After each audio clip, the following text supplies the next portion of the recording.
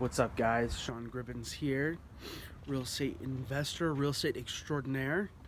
I just want to talk to you guys a little bit today about kind of a new project I'm working on, what it looks like when you start out a project. I'll show you the outside here. It's a pretty cool place.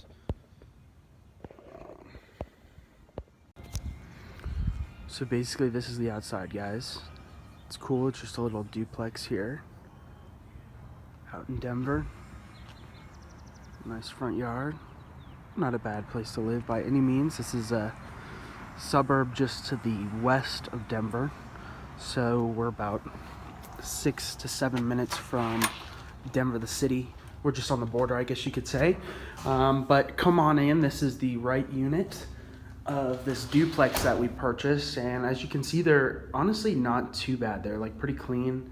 The hardwood floors were actually finished and intact in here. So we're just doing some light remodeling, and we purchased the whole duplex. So we purchased both sides as one unit or one physical property. And we've basically taken them and are going through all the legal processes of getting them divided through the city of Wheat Ridge. So you can see here we've began our demo. So they've completely demoed out bathroom here. In our bedrooms, you can see there was carpet over top of this floor originally, so we actually are going to just sand this down, refinish it. We'll keep these doors. These are going to be on the cheaper price point in Denver. These are going to be mid threes. So we really don't want to go too crazy. We have like a little bit of texture repair that we have to fix, some basic stuff. Nothing crazy though. We'll keep a lot of the doors. They're pretty cool.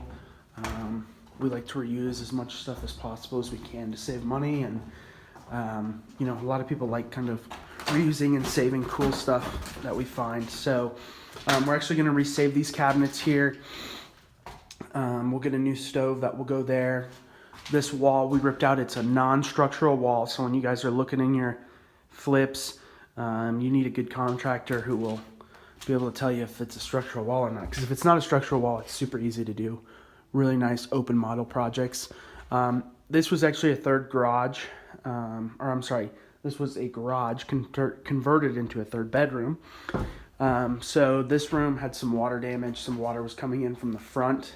We had some negative drainage towards the house, which is not ideal, but we can fix anything. So we'll fix that, clean this room up, get rid of the drop tile ceilings, or at least kind of fix it up. We'll probably just fix it up for price wise.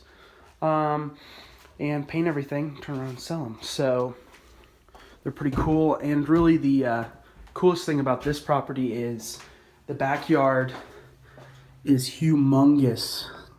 So you can kind of see to the right of the fence there, it actually loops around all the way and goes past some other neighbors. So we're pretty unique in the stuff we do. So we're actually gonna subdivide off part of this backyard here, because these units really do not need all that space. So basically where that fence is right there, we'll probably divide that whole portion, it's just a rectangular portion by that fence back there, off, and basically we'll sell that to one of the neighbors. Land value out here, if it was on a street and it had egress, or we could put an egress to get into the street, which unfortunately we can't right now, we could probably sell that for $100,000 at least. Since there's not a street, I mean, we're looking at maybe $20,000 to $30,000, just depending what we can work out with one of the neighbors. But at the end of the day, guys, that's like gravy on top of everything else we're making. So that's what's pretty cool about this project, is we'll make some money on selling both of these units, but we'll also make some money on just splitting that little subdividing land in the back off and selling it to a neighbor. But let's go pop in the other unit. My framer's over there framing right now, but I can show you guys the other unit, and then we can talk about what's important when going through fixing flips here.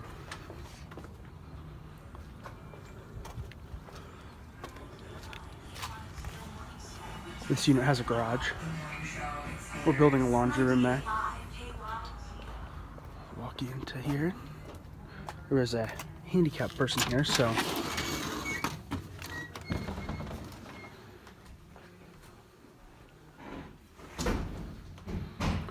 This unit has not been demoed yet, so probably today it will get demoed. But there's hardwood floor under this carpet that we're going to reuse. Pretty simple.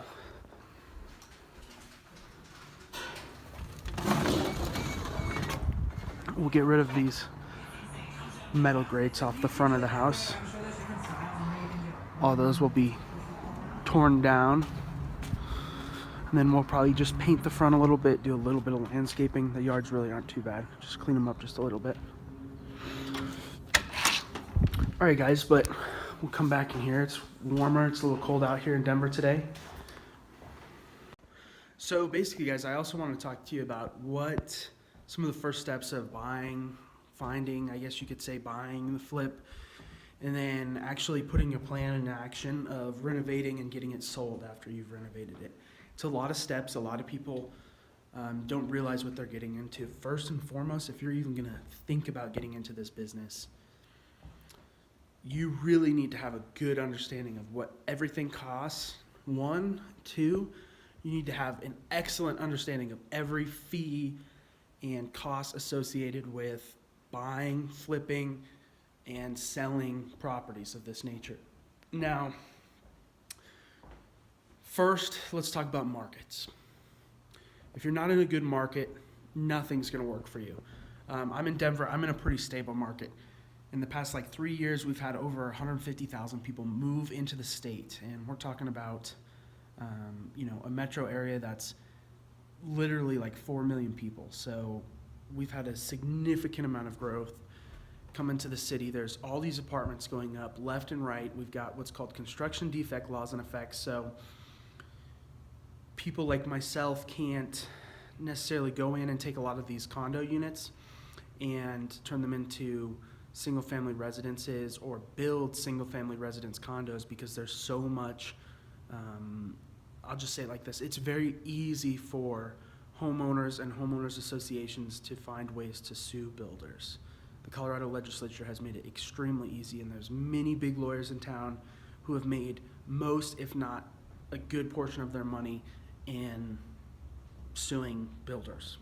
So with that being said, we kind of stay away from that. But this is kind of considered a condo conversion. With the 2 units, the duplex, there's good money in it. But once you get kind of into the commercial realm, there's a few other laws. So that's anyways kind of what's preventing. So number one is good economy. The good economy here is just prices are going up, demand is super low. Demand is super high, prices are going up, and inventory is super low. So when demand goes up and inventory is super low, it just causes prices to shoot through the roof, which is a good thing for me. And we've got big companies like Amazon thinking about moving here. So the economy here is very stable. A lot of people think we're kind of going into a bubble, but I've got my serious doubts about that. So anyways, that's a topic for a different day. I digress, but we'll talk about the second thing. So you got to be in a good market, number one. If you don't know what a good market is, you need to do a lot of research, and you need to follow some real estate investor experts who are saying, these are what markets I invest in. And honestly, that's about all you need to know is wherever the big guys are going, wherever everybody's going is where you want to be. Maybe it's not, though, if there's new up and coming, but that's just kind of the bread and butter that we follow, especially if you're trying to get into this business. So that's that. So after you found a good market, the next thing to do is, honestly, you need to find a good mentor or someone who knows what they're doing. If you're a contractor, then, buying the property, you just need to find a good real estate agent and probably partner up with them, to be honest with you. I'm a licensed realtor in Denver, so I do all of our buying and selling stuff. I find all our contractors. I do pretty much everything but handle the money, to be honest with you guys. So I know what I'm doing. If you don't know what you're doing, you need to find a really good contractor who knows about renovating. The next thing I see a lot of people screw up is they think they're designers. You're not a designer. You're not. And if you have, one, a cheap contractor who has bad quality work, and you do, two, put some really poor finishes in the house that don't go well, that are hard to sell, even in this market, you're going to be sitting, and it's going to be tough. And if you're in a more competitive market where there's a lot of inventory, you're screwed in a lot of ways. So that's super important, is your design is crucial. Work with real estate agents. They're in the market. They know what sells. Go on the MLS, get design ideas. Do not go into this blindly. Don't go to Floor and Decor and Home Depot. Go, I like this tile because of the color. Well, that's great, but does it go along with the design? And will it sell? So anyways, that's the number 2 thing. And the number 3 thing is you really need to figure out, like I said earlier, the fees associated with getting in the business. A lot of people think, okay, we've got the purchase price, this is how much we're going to spend on renovations, and we're going to sell it for this. What's our profit? Nope, not how it works.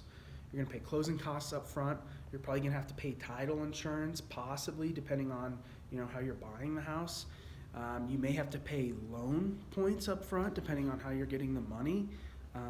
Money's not cheap, especially if you're using hard money.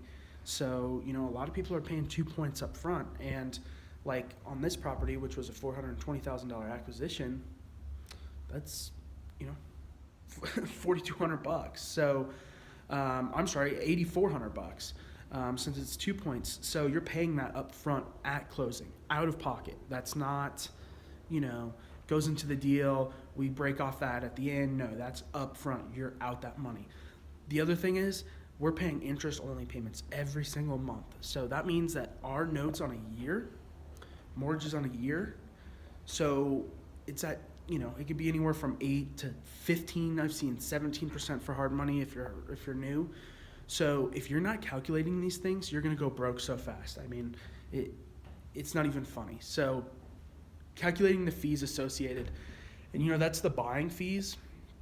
The selling fees are even worse. I mean, you're going to have to pay, probably 5 to 10% to resell the house. I mean, in my guess, me personally, I charge 6% to sell property. So that's, 2.8% to a buyer is what I usually offer. I think that's super fair. There's no guarantee or no set limit or no set average. It's really whatever real estate agent and their client work together to come up with a price that's fair for both of them that they agree to. But I charge 6%, and 6%, we talked about 4 points, but 6%, that's a lot. So when you're calculating these deals, you really need to consider these things and, consider the cost of all this stuff. So the other thing too is all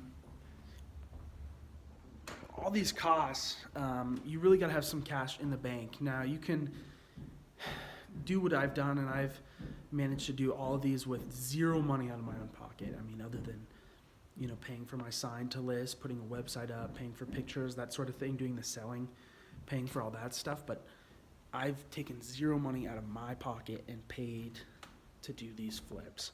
So I've partnered with investors, which has kind of been my way through the door, but I offer a lot of value in what I do. So that's why they work with me. However, you really need to know what you're doing and get education.